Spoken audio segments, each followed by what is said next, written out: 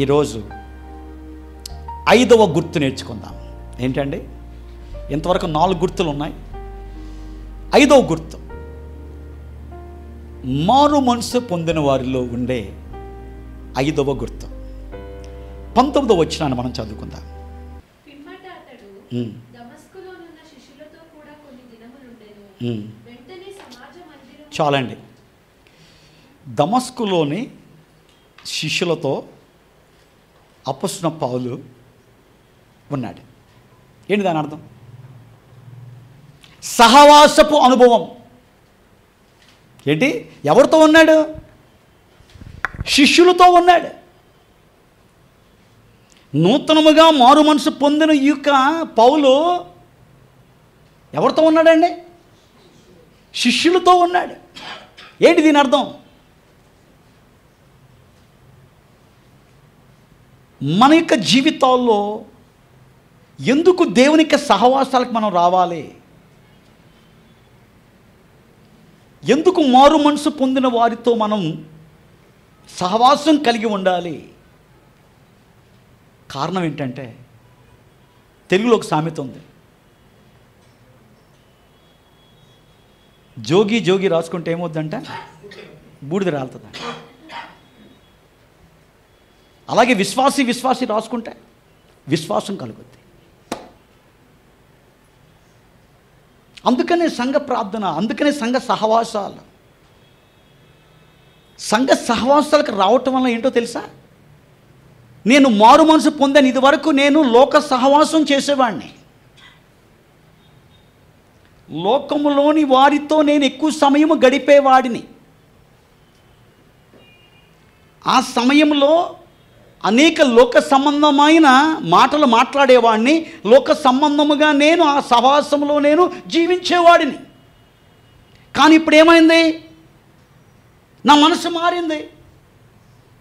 ఇప్పుడు నేను లోక సహవాసంలో నుంచి దేవుడు తన యొక్క సహవాసంలోనికి నన్ను చేర్చుకున్నాడు. అలాంటి దేవుని యొక్క సహవాసములో ఉండే వారితో నేను కూడా సహవాసము కలిగి ఉండాలని సహవాసాలను దేవుడు నాకు ఇచ్చాడు.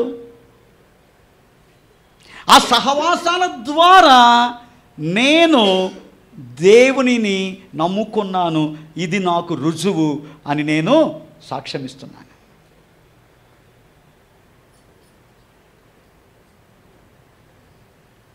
అందుకనే కొందరు మానుకున్నట్లు మానుకోకుండా ఆ దినము సమీపించే కొలది. ఏ దినమండి? ప్రభువు రాకడ దినం సమీపించే కొలది మనం ఏం చేయాలి? ఒకరినొకరు పురికొల్పుకుంటుంది. ఏట్లో? దేవునిలో ప్రోత్సహించుకుంటాం. దేవునిలో ప్రార్థన చేయటం, దేవుని యొక్క వాక్యంతో బలపరుచుకుంటాం, దేవుని యొక్క మాటలతో ఒకరినొకరు ప్రోత్సహించుకుంటాం. అది మనం చేయాలి. అందుకని దేవుడి సహవాసాలు మనకి ఇచ్చాడు. ఇక సహవాసాల్లో ఉండవలసింది దేవుడే. ఈ సహవాసాల్లో ఉండవలసింది దేవుని యొక్క వాక్యం. ఈ సహవాసాల్లో ఉండవలసింది దేవుని యొక్క ప్రేమ. ఈ సహవాసాల్లో ఉండవలసింది దేవుని యొక్క పద్ధతి. ఈ సహవాసాల్లో దేవుని యొక్క నామం మహింపరచబడాలి. కారణం ఏంటంటే దేవుడు చెప్తున్నాడు ఏమని? ఎక్కడ 2-3 నా నామములో ఉంటాను, నేను అక్కడ ఉంటాను. నేను ఇంతమంది మనం ఇంతమంది కలుసుకున్నప్పుడు దేవుడు చెప్తున్నాడు, నేను మీ మధ్యలో నేను ఉంటాను. ఈ యాటిట్యూడ్ కలిగి ఉందామండి మనం. దీన్ని అర్థం చేసుకుందాం మనం. కాబట్టి మందిరానికి వచ్చేది దేవుని యొక్క సహవాసానికి. నువ్వు ఎందుకు వస్తున్నావో తెలుసా? ఎందుకు వస్తున్నావో తెలుసా? నేను మారు మనసు పొందాను, ఒకప్పుడు లోక సహవాసంలో ఉన్నాను, ఇప్పుడు దేవుని యొక్క సహవాసంలో నేను ఉంటున్నాను అనే దానికి నీలో ఉండవలసిన గుర్తు.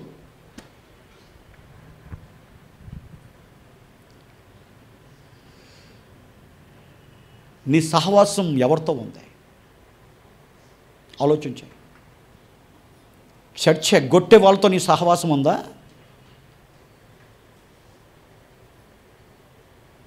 నో, మన సహవాసం దేవుని యొక్క మనల్ని ఆత్మీయంగా దేవుని దగ్గరకు నడిపించే వారితో మనం ఏం చేయాలి? సహవాసం కలిగి ఉండాలి. అలాగని చెప్పి అలాంటి వారితో మాట్లాడకూడదు, అలాంటి వారితో మనం ఉండకూడదు, అది కాదు నా యొక్క ఉద్దేశం. ఎవరి ద్వారానైనా నువ్వు దేవునికి దగ్గరగా నువ్వు వచ్చినట్లయితే ఆ సహవాసం నిజంగా నీకు మంచిది. వారితో నువ్వు ఉండటం వలన దేవునికి నువ్వు దూరముగా వెళ్ళే పరిస్థితి నీలో ఉన్నట్లయితే ఆ సహవాసాన్ని బట్టి నువ్వేం చేయాలంటే జాగ్రత్త పడాలి. ఒకప్పుడు లోకపు సహవాసంలో ఉన్నాం. లోకస్తులు ఏం చేశారు? మనల్ని దేవునికి దగ్గరగా రాకుండా పాపానికి దగ్గరగా వాళ్ళు మనల్ని లాక్కెళ్ళారు. కానీ దేవుని నమ్ముకున్న మనము ఏం చేయాలి? మనం ఇప్పుడు మన యొక్క సహవాసము దేవునితో, దేవుని యొక్క బిడ్డలతో ఆత్మ సంబంధమైన సహవాసముగా మన సహవాసము ఉండాలి.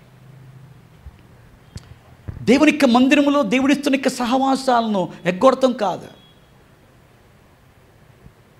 నేను అనేక సార్లు చెబుతాను, నేను దేవుని యొక్క మందిరం దేవుడు మనకిచ్చింది, ఇక సహవాసాలు మనకిచ్చింది ఆత్మీయముగా మనం దేవుని దగ్గరకు వచ్చేదానికి. నువ్వు దేవుని దగ్గరకు రావటం వాడికి ఇష్టం లేదు. ఆ మెసేజ్ వింటే నువ్వు బాగుపడతావు. అందుకే నాకు మెసేజ్ విననీయకుండా వాడు ఏం చేస్తాడంటే నేను దూరంగా లాక్కుపోతాడు. అందుకనే అపవాదికి చోటే వద్ద, అపవాదికి లోపడద్దు. అపవాదిని ఎదిరించుడు అంటే ఏంటి? దేవుని యొక్క మందిరానికి, దేవుని యొక్క సహవాసానికి రాకుండా నిన్ను ఆటంకపరిచే ప్రతి శక్తిని నువ్వేం చేయాలి? ఎదిరించో. అది వ్యక్తివైనా, అది పనైనా, అదేదైనా.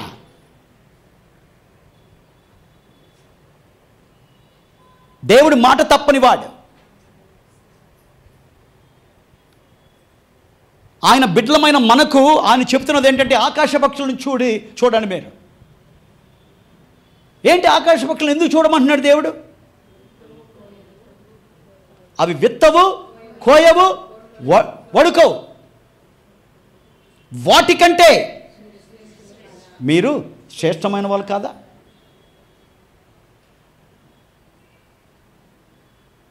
వాటినే పోషిస్తున్న నేను మిమ్మల్ని నేను పోషించనా? వాటిని చూచుకుంటున్న నేను, వాటిని భద్రపరుస్తున్న నేను మిమ్మల్ని భద్రపరచిన నేను.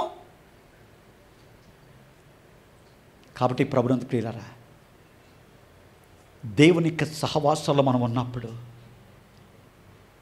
దేవునికి మనం దగ్గరగా ఉంటాం. అందుకని కోరహ కుమారులండి ఆ కీర్తన రాస్తూ, అబ్బా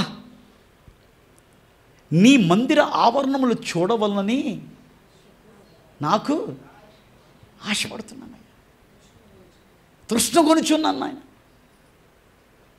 దుప్పి నీటి వాగుల కొరకు ఆశపడినట్లు దేవా నీ కొరకు నా ప్రాణము ఆశపడుతున్నదే. నిజంగా మారు మనసు పొంది సంఘ సభ్యులుగా ఉన్న మనము సంఘములో సహవాసం ఎప్పుడుందా అని చెప్పి ఆసక్తితో ఎదురు చూచి ఆ యొక్క సహవాసాల్లో పాల్గొనేవారిగా ఉండాలి.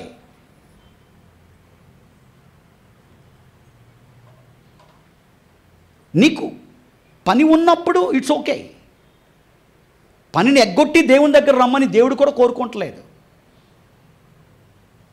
నీ ఖాళీగా ఉండి కూడా వచ్చేదానికి అవకాశం ఉన్నప్పటికీ కూడా 7 o'clockకి ఒక రిసెప్షన్ అని చెబితే వెళ్తామా లేదండి? వెళ్తామా లేమా? వెళ్తాం. నాకు తెలుసు చర్చిలో 80% పీపుల్ 7 o'clock తర్వాత వాళ్ళకి ఏ పని లేదు.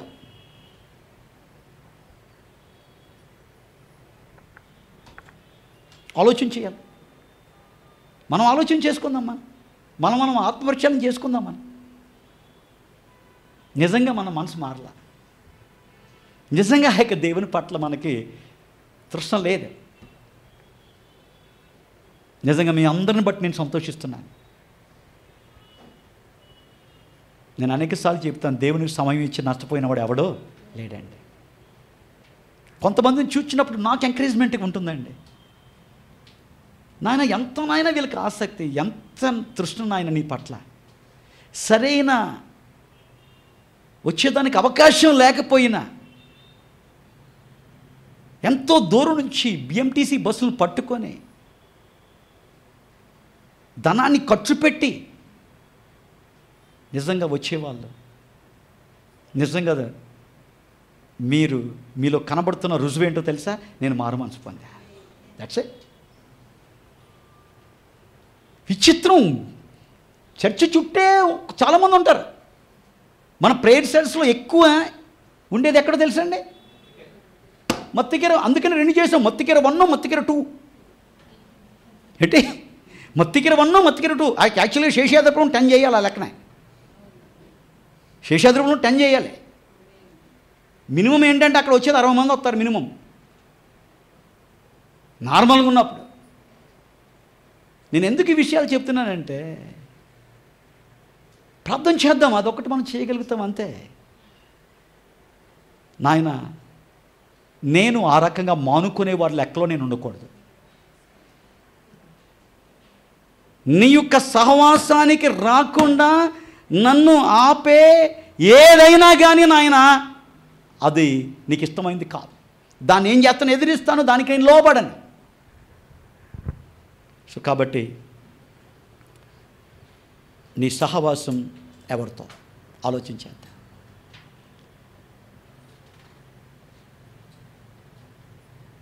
అంచ విద్యాధికుడైన సౌలు తక్కువైన వ్యక్తి కాదండి. సౌలుకి అతి విద్య. అందుకనే అగ్రిప్రాజు ఏమంటాడు తెలుసా? సౌలా, నీకు ఉన్న అతి విద్య వల్ల నీకేం కలిగింది? పిచ్చి పట్టింది అంటున్నాడు. మామూలోడు కాదు, అద్భుతమైన చదువు చదివిన వేదాంత పండితుడు, ఎక్స్పర్ట్. ఆయన ఏం చేస్తున్నాడు? శిష్యులతో కూడా కలిసి ఏంటి సహవాసంలో ఉన్నాడు. ఇక్కడి నుంచి మనం నేర్చుకోవాల్సింది ఏంటి తెలుసా? నాకు అన్నీ తెలుసు అనేదానికి వీలు లేదు. నాకు అన్నీ తెలుసులే, నో. అన్నీ తెలుసు అనుకుంటే నువ్వు నిజంగా సహవాసానికి వస్తావు. నీకు ఏం తెలియదు కాబట్టి నువ్వు రావట్లే, అంతే. ఏంటి? నీకు నిజంగా అన్నీ తెలుసున్నట్లయితే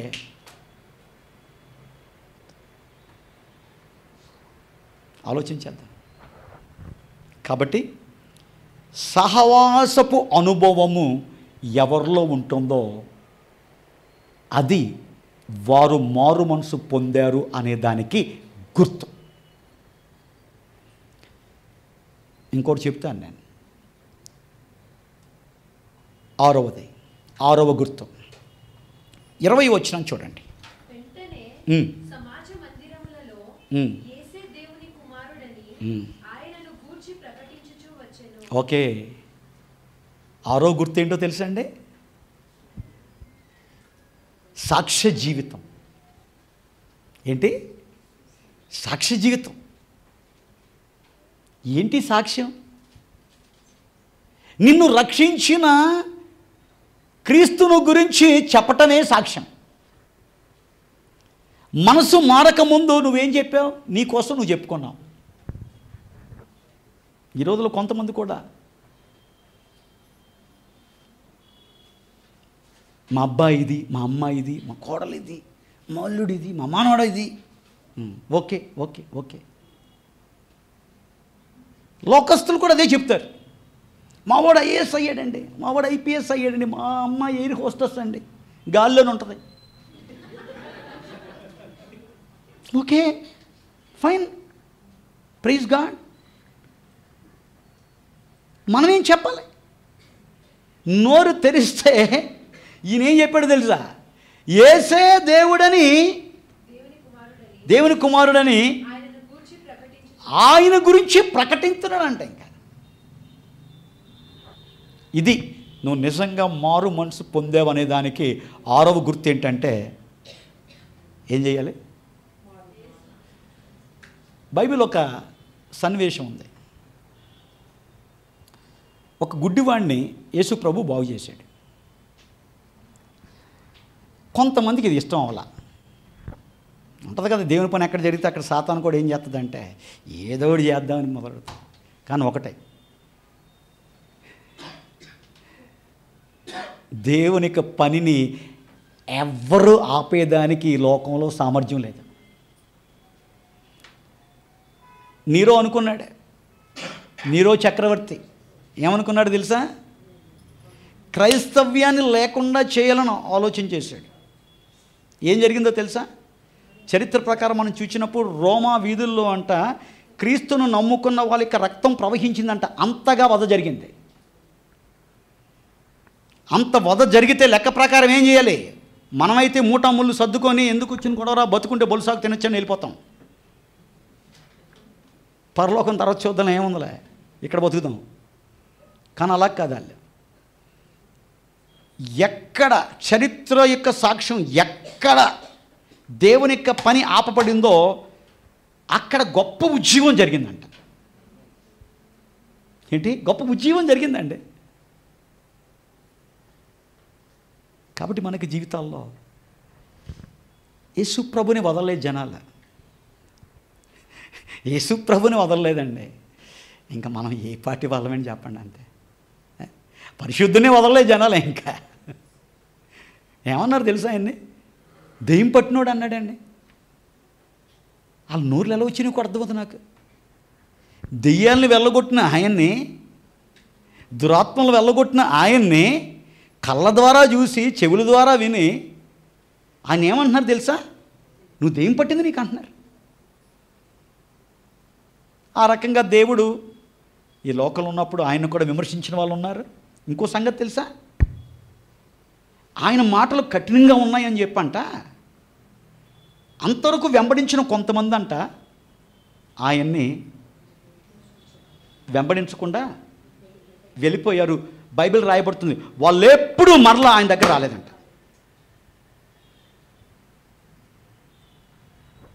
బైబిల్లో ఉన్నది, నా సొంత మాటలు కాదు, నా సొంత కవిత్వం కాదు. యేసు ప్రభు వంటి బోధకుడు ఉంటారా? యేసు ప్రభు లాంటి వ్యక్తి ఈ లోకంలో ఉంటారు ఎవరైనా? అలాంటి ఆయన్నే ఫస్ట్ వచ్చారు, చూశారు, అక్కడ పప్పులు ఉడకట్లా. ఏమైంది? ఇంక లాభం లేదు ఇక్కడ ఉండటం అని చెప్పేసి వెళ్ళిపోయారు అంతే. వెళ్ళిపోయిన వాళ్ళు మళ్ళీ తిరిగి రాలా. కారణం ఏంటి? వాళ్ళు క్రీస్తును వెంబడించింది దేనికోసం?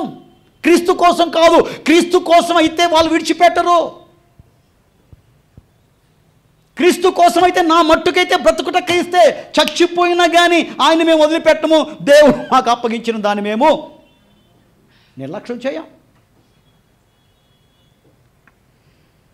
కాబట్టి యేసుప్రభు అద్భుతాలు చేస్తున్నప్పుడు కొంతమంది కాసు కూర్చుంటారు. ఎప్పుడు కూడా ఈ రోజులో చర్చలో కూడా కొంతమంది ఉంటారు, కాసుకొని కూర్చుంటారు. కొంతమంది ఏం పాయింట్ దొరుకుద్దా,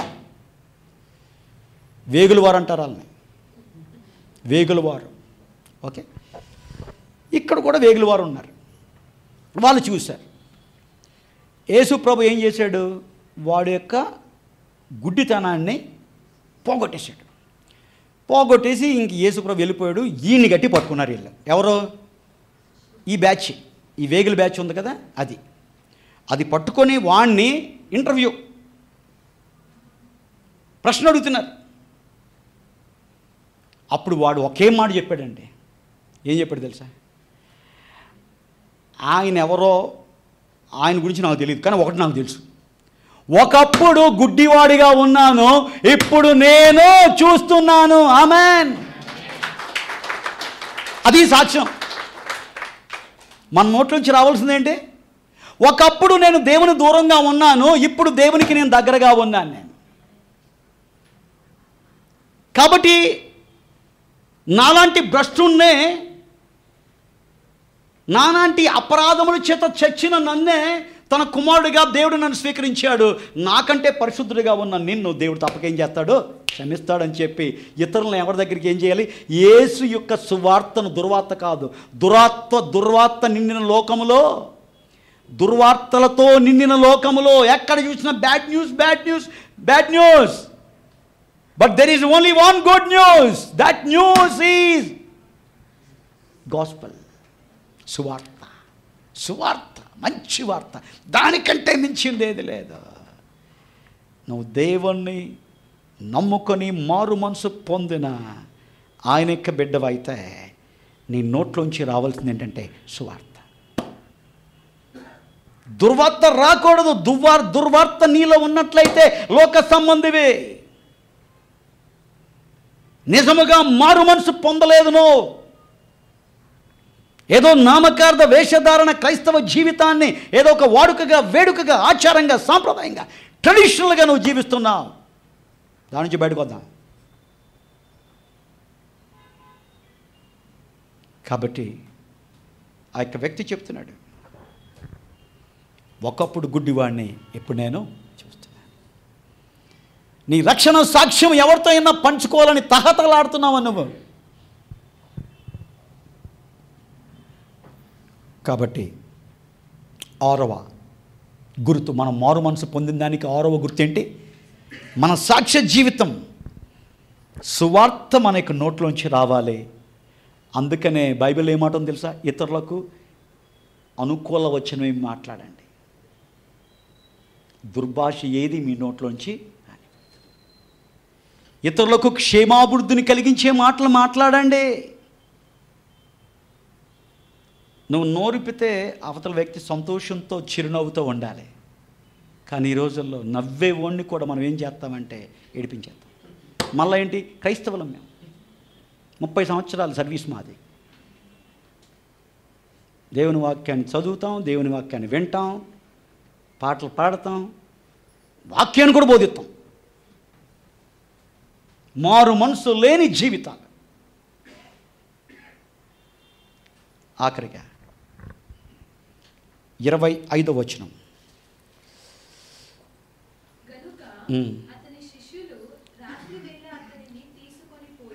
చాలండి. దీంట్లోంచి మనం ఏం అర్థం చేసుకోవచ్చు? కనుక అతని శిష్యులు. అతని అంటే ఎవరు? అతను అంటే ఎవరు? ఎక్కడ? పౌలు. శిష్యులు అంటే అప్పొస్తలుడైన పౌలు సేవ చేసే, అప్పొస్తలుడైన పౌలు సువార్త ప్రకటించి అనేక మందిని క్రీస్తు దగ్గరకు నడిపించాడు. ఆనాటి కాలంలో బాప్తిస్మం ఇచ్చి యోహానుకు శిష్యులు ఏ రకంగా ఉన్నారో, అప్పొస్తలుడైన పౌలు కూడా దేవునికి సువార్తను ప్రకటించాడు. కాబట్టి ఆ దేవునిక మార్గాన్ని నడిపించిన ఆయనకి కూడా శిష్యులుగా బైబిల్ రాయించింది. కాబట్టి ఉన్న కొద్ది కాలంలోనే కొంతమందిని రక్షించాడు. అంటే నిజంగా నువ్వు మారు మనసు పొందిన వ్యక్తివైతే నీలో ఉండే రుజువు, గుర్తేంటో తెలుసా? ఆత్మల సంపాదన, సోల్ విన్నింగ్. ఏంటి? ఆత్మల సంపాదన. అప్పొస్తలుడైన పౌలు అది చేశాడు. మారు మనసు పొందాడు అనే దానికి నిదర్శనం. నాయన, నీ ద్వారా నేను రక్షించబడ్డాను కాబట్టి నీకు సువార్తను నేను ఇతరులకు ఇచ్చి వాళ్ళను కూడా ఏంటంటే నీ మార్గంలోనికి నేను నడిపిస్తానని చెప్పి అద్భుతమైన పరిచర్య అని చేశాడు. అనేక మందిని దేవుని కోసం సంపాదించాడు. ఆత్మల సంపాదనే ధ్యేయంగా ఆయన పెట్టుకున్నాడు. కాబట్టి ప్రభునందు ప్రియులారా, దేవుని కోసం నువ్వు చేయాల్సింది చేయి, మిగతాది దేవుడు చేస్తాడు.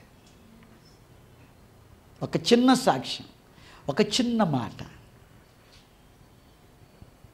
బల్లగుద్ది ప్రసంగాలు చేయక్కర్లా. యాక్చువల్గా మన యొక్క సువార్త కానీ, మన బోధలు కానీ, మన ప్రీచింగ్ కానీ ఎక్కడుందో తెలుసా అండి? సంఘంలో ఇవ్వలేదని బాధపడతాం మనం. సంఘంలో చెప్పాలని ఉవ్విళ్ళూరుతాం, సంఘంలో చెప్పాలని ఆరాటపడతాం.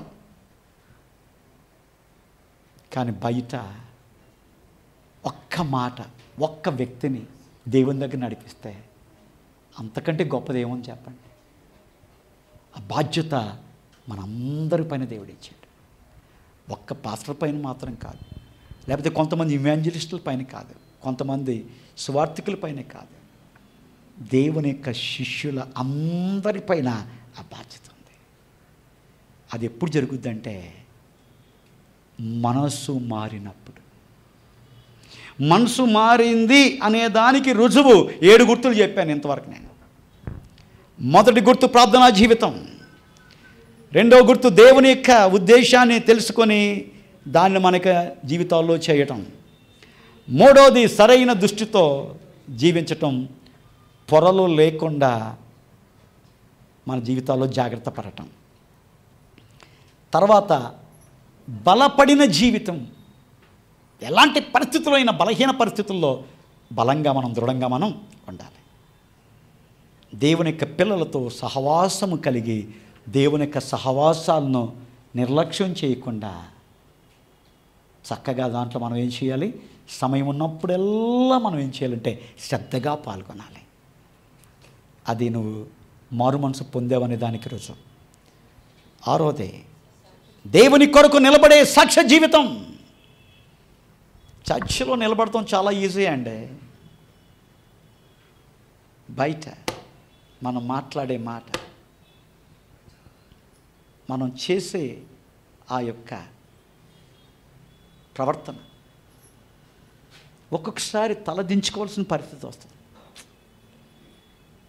దేవుడే ఎంతగా నొచ్చుకుంటాడో తెలుసా. ఇక్కడ మాత్రం ఏంటి, దేవుని గురించిన ఒక అద్భుతమైన పరిశుద్ధమైన మాటలు సమయానుకూలంగా, సమయానికి సందర్భంగా ఊసరవెల్లి క్రైస్తవులు అంటారు. వీళ్ళని ఏమంటారు, క్యామెలన్ క్రిస్టియన్స్ అంటారు. ఊసరవెల్లి ఏంటి, ఎక్కడ ఉంటుంది, గ్రీన్ ఆకు పైన అయితే గ్రీన్ లాగా ఉంటుంది, అది ఎల్లో ఆకు పైన వెళ్తే ఎల్లోగా మారిపోద్ది, రెడ్ అయితే రెడ్గా మారిపోద్ది. మనం కూడా అంతే, చర్చిలో చర్చి రంగు, ఇంట్లో ఇంటి రంగు, ఫ్యాక్టరీలో ఫ్యాక్టరీ రంగు. భలే సూట్లు వేసుకుంటాం మనం తెలుసా. చర్చిలో హోలీ సూట్, చర్చ్ అయిన తర్వాత remove, wear one more suit. ఆ సూట్ ఏంటి, లోకంలో ఉండే సూట్. ఇంకా పెళ్ళి దగ్గరకు వచ్చేసరికి ఇంకో సూట్.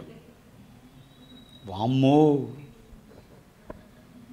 వద్దంటే వద్దా. సో కాబట్టి మనం ఏం చేద్దాం, దేవుని కొరకు నిలబడదామే అండి, దేవుని కోసం నిలబడదాం. ఇంకో సంగతి తెలుసా, నేను అనేకసార్లు చెప్పాను మీకు నేను విషయం. కట్నం తీసుకునేవాడు గాడిదే అని ఎక్కడుంది, టీవీలో వస్తూ ఉంటుంది. కట్నం తీసుకునేవాడు గాడిద గాడిద గాడిద. అసలు బైబిల్ ప్రకారం కొంతమంది అంటారు, బైబిల్ ప్రకారం ప్రదానం జరగాలి. ఓకే సరే, నేను చెప్తాను. ఇప్పుడు బైబిల్ ప్రకారం ఓలు ఇవ్వాలి. ఇస్తున్నావు నువ్వు, ఓలంటే ఏంటి, ఏంటి ఓలంటే, అది ఎలియాజరు అబ్రహాం ఇంటి దగ్గర నుంచి ఒంటెలను తీసుకొచ్చి ఒంటెల పైన ఏం చేశాడు, ఒక సావరిని కాదమ్మా, ఒంటెలు ఎంత మొత్తాయి, ఫుల్ బంగారం అంతా వేసి ఏం చేసి ఎక్కడికి తీసుకొచ్చారు, రెబ్కా దగ్గర తీసుకొచ్చారు. రెబ్కా దగ్గర నుంచి తీసుకెళ్ళా. సాతాను ఏం చేస్తాడు, దేవుడు ఏం చేస్తే దానికి ఉల్టా. అందుకని లోక మర్యాదను అనుసరించాడు. కాబట్టి క్రీస్తు కోసం నిలబడదాం. ఎప్పుడు చెప్పండి, ఇలాంటి పరిస్థితులు వచ్చినప్పుడు క్రీస్తు కోసం నిలబడదాం, మనం ధైర్యంగా నిలబడదాం. ఇలాంటి పరిస్థితులు నిలబడలేదు, నువ్వు యేసయ్య కోసం తల ఇచ్చేయాలనుకో, అప్పుడు ఎలా ఉంటుంది పరిస్థితి. ఈ ఆఫ్టర్ ఆల్ ఈ డబ్బు కోసమే, గతించిపోయే డబ్బు కోసమే నిలబడలేని మనం ఇంక యేసయ్య కోసం ఇంక తలిచ్చే పరిస్థితి అంటే మళ్ళీ బుర్ర ఊపేస్తారు ఆ రోజు. ఇప్పుడు నేను ముంచే ముందు ఈ ప్రశ్న అడుగుతాం, ఏంటి, క్రీస్తు కోసం ఆఖరి ప్రాణం ఇచ్చేదానికైనా సిద్ధంగా ఉంటామంటే వామ్మో, ప్రాణం కోసం సిద్ధంగా ఉన్న వీడు ధనాపేక్ష సమస్తమైన కీడులకు మూలం అనే దాన్ని పెట్టి మనం ఏం చేస్తాం, అక్కడ వాళ్ళ దెబ్బలాట్లు. దయచేసి చర్చికి వచ్చేటప్పుడు ఎందుకు తెలుసా, మనసు మారాలమ్మా అయ్యగారులు, మనసు మారాలి. మనసు మారకుండా చర్చి అక్కడ పరిస్థితి అక్కడ, ఇంకో పరిస్థితి అంటే. సో కాబట్టి మారు మనసు పొందిన వారిలో ఉండవలసిన రుజువులు ఇవి. 6 ఉన్నా ఒకటి లేదంటే సరిపడు, ఇట్స్ ఓకే. 6 ఉన్నాయి, సంతోషపడు. First thank you lord. ఈ విషయంలో కొంచెం కల్తీ జరిగింది, నీకు తెలుసు కదా. దేవుడు కోపడ్డు, అబ్బా ఇప్పుడైనా గుర్తు తెచ్చుకున్న వాళ్ళు దాకా పూర్వం ఆయన ఎంత ప్రేమ కలిగిన దేవుడో తెలుసా, మనల్ని చేర్చుకునే దేవుడు అండి. కాబట్టి దయచేసి ఇక ముందు ఏదో జరిగినాయి, వాటిని వదిలేద్దాం. ఇక ముందు ఏం చేద్దామంటే ఉత్తమమును అనుకూలము దేవునికి చిత్తం ఏదో పరీక్షించి మనసు మారి నూతనమవుతా, రూపాంతరం చెందుతా. మనసు మారిందనే దానికి నీలో కనబడవలసిన 7 గుర్తులు మనకి జీవితాల్లో, ఇతరులు వాటిని గుర్తించాలి. నీకు చెప్పుకుంటాం కాదు, ఇతరులు చూడాలి. అలాంటి కృప దేవుడు మనకిచ్చి నడిపించును గాక. ఆమెన్.